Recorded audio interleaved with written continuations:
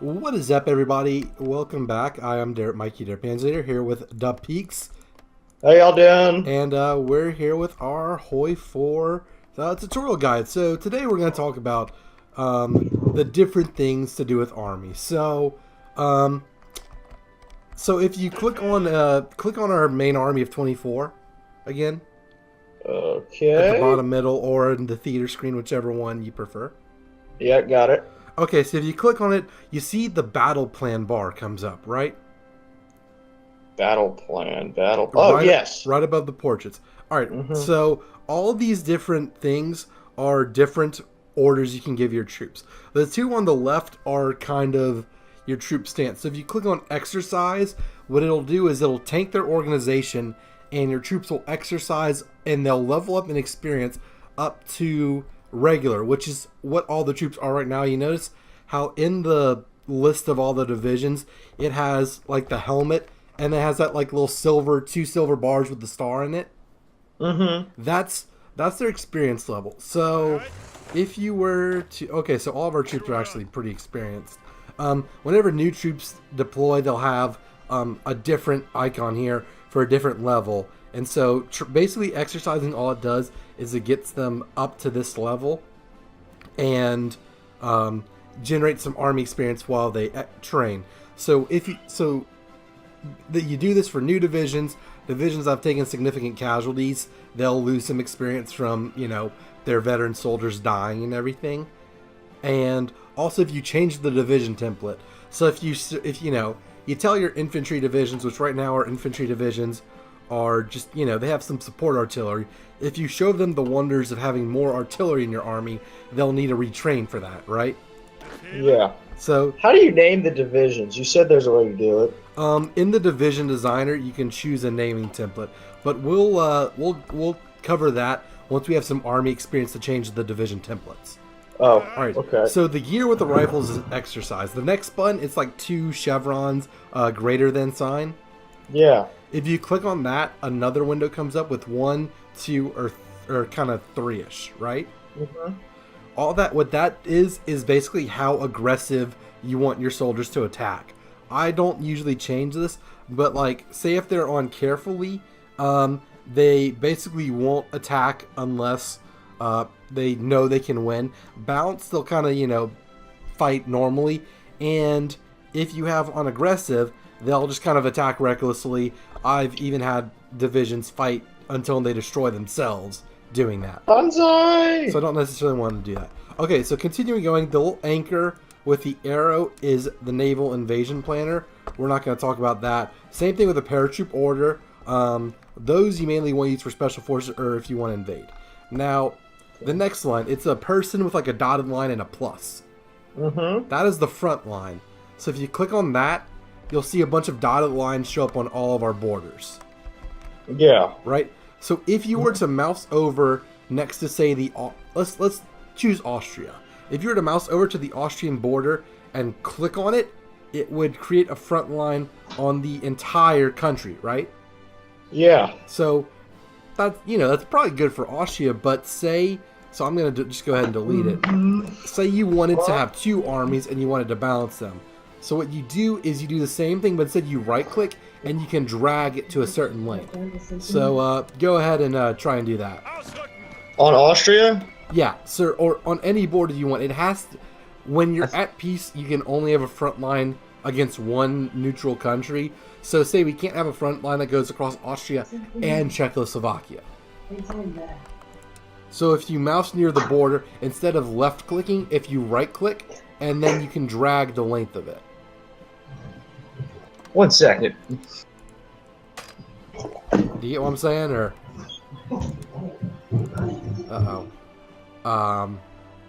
Pierce Dapeeks he's processing all the information. Okay, the issue has been dealt with. Okay.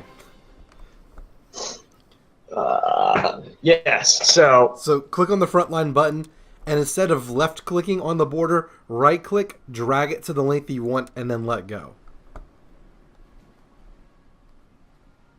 okay. See, perfect. Now, if you were to click on the front line button again, you'll notice at the end of the front lines are like two like little dots. you can click on that and then drag them to extend or lower or lessen the front line. Okay. Okay, so I'm just going to extend it across the entire Austrian border just because, just cleans things up a little bit, right? Yeah. So if we were to unpause, our divisions would automatically move up to this front line. If we were to go to war with Austria and we were attacking, the front line would move forward as we gain ground, or if we lost ground, it would move backward. Mm-hmm. So what this does is basically says, keep the troops on the front line.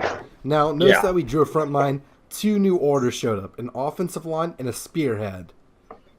The 2 ones directly to the right. So if you click, you basically design these the same way. So click on the offensive line button. Yep. Notice how Austria has like a stripes across it now. Mm-hmm. So what you can do with this is if you right click on a province and drag, you can draw an offensive line, which is basically telling your army, hey, whenever we attack, I want you to reach this point. So go ahead, just like what you drew. So by doing that, you're telling your troops, hey, attack up to here. Now this looks like something an autistic pre-K would draw. It's because I am an autistic pre-K. But anyways, I'm so sorry. But so like I'm gonna draw one like along the Austrian border, kind of like this. So there you go. You see. So that shows them. Now mouse over the arrow itself. Okay. You see how some provinces are red and then they turn green and it keeps going? Yeah. That shows you basically a general idea of how your troops are going to execute this offensive plan. Okay. So you can see if you like it or not. Just like the front line, you can edit it, although you can't edit from the offensive line button. You have to edit it from the edit button, which is further down. We'll get to that later. Now, Spearhead. Spearhead is very similar to offensive line. You draw it the same way. I'm going to just delete it and draw the same thing in a Spearhead. Notice how the arrow now has like a double head. Mm-hmm. So what a Spearhead does, a Spearhead versus an offensive line. An offensive line will move up the entire offensive line and fill in the gaps. A Spearhead will just jut. A Spearhead, that your troops will take the minimum provinces necessary to achieve a goal. So an offensive line is better for like a mass infantry assault across an entire border, whereas a Spearhead is good, say, if you have, panzer armies and you're trying to do encirclements or bust through to a specific objective. Yeah. So that's the whole front line system. So I like this. This is good. We can leave this. Now I'm gonna select good old Heinz Guderian. Okay. And we're gonna go over the other orders. So kind of to the right of those 3 buttons is the fallback line. It looks like a shield with a dotted line across it. Mm-hmm. You draw a fallback line just like you draw a front line, except you can draw it on any province within your borders. Okay. So I'm going to draw one kind of along the river by Munich. So kind of like that. So you see, you can draw the same thing, whatever. Basically what this does is it's like a front line, but the troops they won't move all the way up to the front. So like what I'm doing here is setting up like a defensive line behind a river. Mm-hmm. So if you're expecting to get invaded, like if you're Russia, Germany is going to attack you, it's a good idea to do a fallback line along the river and fortify it and protect it there, right? Yes. So another thing I sometimes use it for is I'll use it to guard ports. So like look along our northern border. So like I'll select each division and give them each a fallback line on a port. And so each division will, just go to that singular province and guard that port. And if I were to move a division away from the fallback line, then whenever they had completed the order I gave them, they'd return to their assigned line. Mm-hmm. Same thing with troops on a front line, except, of course, with the front line, if the soldiers are attacking, then the front line moves. Whereas a fallback line, they don't move. So an example of how this gets used a lot, whenever I guard ports, so I'll usually put 2 divisions in a port. And say someone makes a naval invasion in the province adjacent to a port, they won't have supply. They'll run out of supply. So I'll just tell the soldier to go attack them. It'll defeat the division, overrun them. They'll, take the province back, and then they'll go back to their port to defend it. Yeah. So fallback lines, more situational than front lines, but also a good thing to do. Also, one thing of note is you can draw fallback. You can give a unit a fallback line, army a fallback line, and a front line. So, say I were to give our infantry army a fallback line along this river next to Frankfurt, right? Yeah. So notice how next to the theater it has that icon that says battle plans with no units assigned. Mm-hmm. That tells me there's no units assigned to an order, and also if I were to delete the front line, or I could, say the war with Austria went terribly and they were pushing back and my units were in danger of getting overrun, I can tell my troops instead by holding control and clicking to instead follow the fallback line instead of the front line. And, you can do the same thing to go back and forth. So one way to assign units to an order is control-click. Also, we're going to just skip over Garrison. Also, if you go to the right, there's a division assignment mode, which is basically a button that does the same thing. So you can either click on the division assignment mode button, or I find it easier just to control-click. Okay. So we did fallback lines, we did front lines. Now let's talk about garrisons. So I'm selecting Heinz Guderian again. Now a garrison order it's the shield with the flag. Mm-hmm. So what you do with a garrison order is you select a province. So I'm going to select Brandenburg. Okay. So you see how it highlights all of Brandenburg? Mm-hmm. So it'll tell my soldiers defend the important locations in the state of Brandenburg. And, you can assign them multiple states, or just one state. You click to add and you click to remove, same way. Now, you notice how whenever we have the garrison order selected, another menu shows up with a star, an anchor, and some other icons. Mm-hmm. What these are telling your soldiers what to garrison. So if the star is selected, they will guard victory points. And essentially victory points are cities. Okay. The anchor is to guard ports. The next icon is coastline, so every coastal province, not just coastal provinces with forts. The airplane is an air base. The fire with the dude is resistance. So in an occupied territory, this will tell them to try and suppress resistance. To basically hunt partisans is basically what it's telling them to do. And the last one is to guard forts.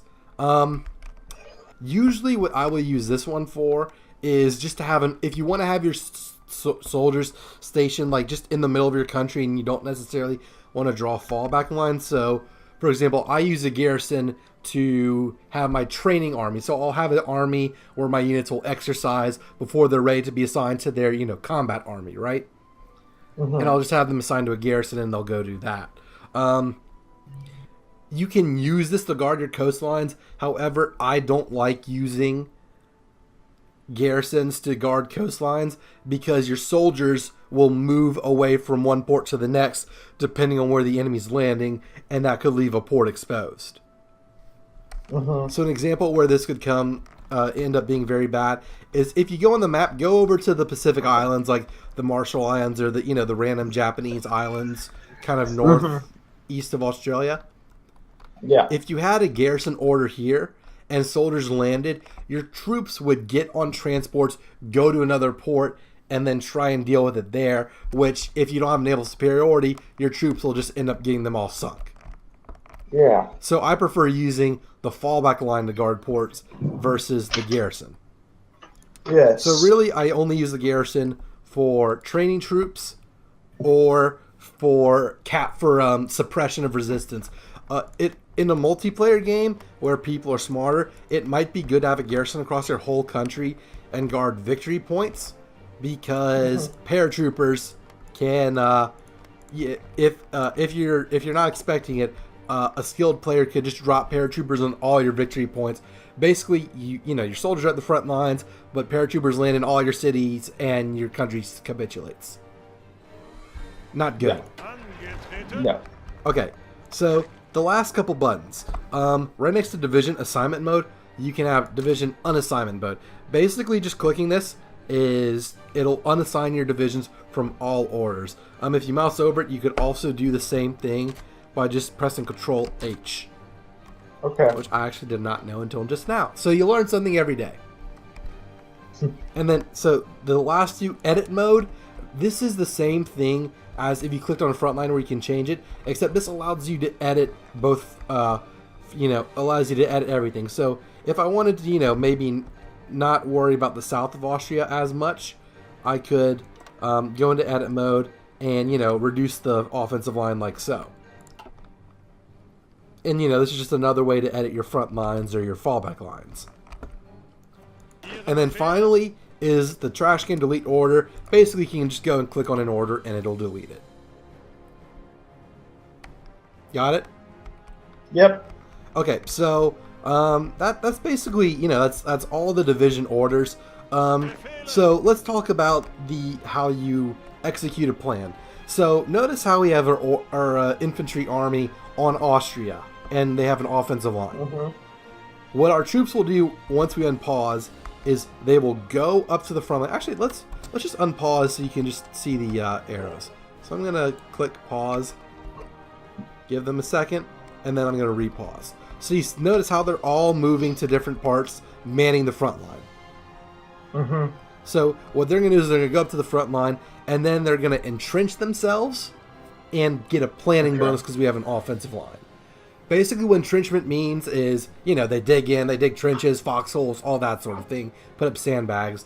They get a defensive bonus if they don't move, and a planning bonus means that, they're studying the offensive plan, all the stuff in the down the path they're going to go. That gives them an attack bonus.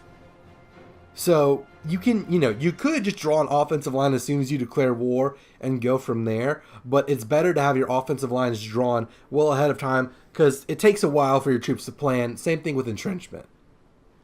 So if you're the Soviets and you're getting your ass kicked by the Germans, it's better to, have your troops digging in before the Germans get to the river versus, trying to just trying to make a running retreat.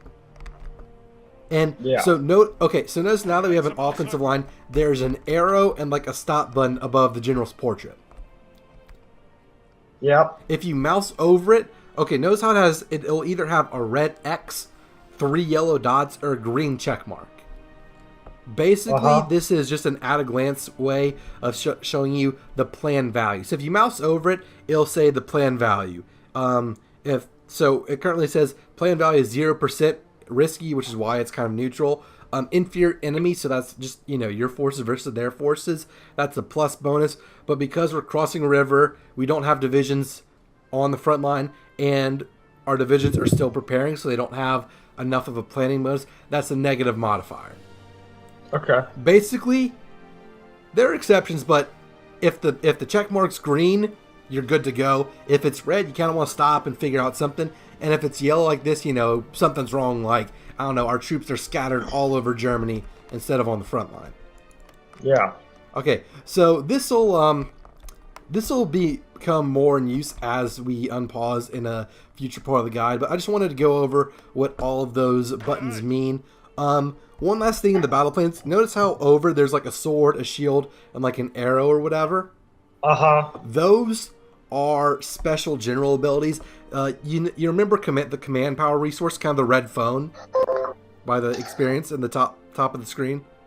Yeah. You can spend command power to do certain things. Force attack basically, makes your troops better on the attack, but you take more losses. Last stand is basically the same thing on defense. And the staff office plan, it basically increases your planning speed, so you can plan faster. Yeah. So, like, an example of staff office plan so when we go around the Maginot, we invade the Netherlands, we can't draw an offensive line through multiple countries. So we invade the Netherlands, and then we get on the front with Belgium. We can use staff office plan to get our planning bonus against Belgium much, much faster, so we waste less time and can, blitzkrieg like the Germans like to do. Mm-hmm. And there are a couple other ones you can get. So if your general, it has the siege buster, fortress buster ability, you can get siege artillery, which basically you activate it and it gives your troops a temporary bonus against forts. There's one called probing attack, where your troops can attack without losing their entrenchment bonus, and that sort of thing. So there are different abilities that you can use with your generals, but you have to have a general to use them. So if you look at like our one cavalry division, then our one mountaineer division, they don't have a general assigned, so they don't have that. Okay. And finally, one last thing I'm going to show you is our general has the same thing. But if you were to draw a front line with a general, notice how I drew it on the Austrian border. Mm-hmm. Notice it balanced out the whole front line between all the different armies. Yeah. So it's kind of finicky sometimes. If you change one border, it'll move the other one a little too. So you can go to each individual guy. So say I want to shorten this one, it'll move it to fill out. And also you can draw, field marshal offensive plans. And within that, you can have your armies have their own individual offensive plans. Yeah. So it's basically just kind of a nested deal. So like an example of using this would be when you're invading Russia. So say, you have 5 full armies, you're ready to invade Russia. You just draw a big field marshal offensive line, like, from the Arctic to the Caspian Sea. And then you have your individual armies, go for Leningrad, Moscow, Stalingrad, that sort of thing. Yeah. So, it makes more sense when you do it with a task in mind, but you can use this to have kind of nested offensive plans, and you can activate the whole army, all 5 army groups. You can activate some armies at a time. You can strategize that way. Yeah. So I think we basically covered what I want to cover.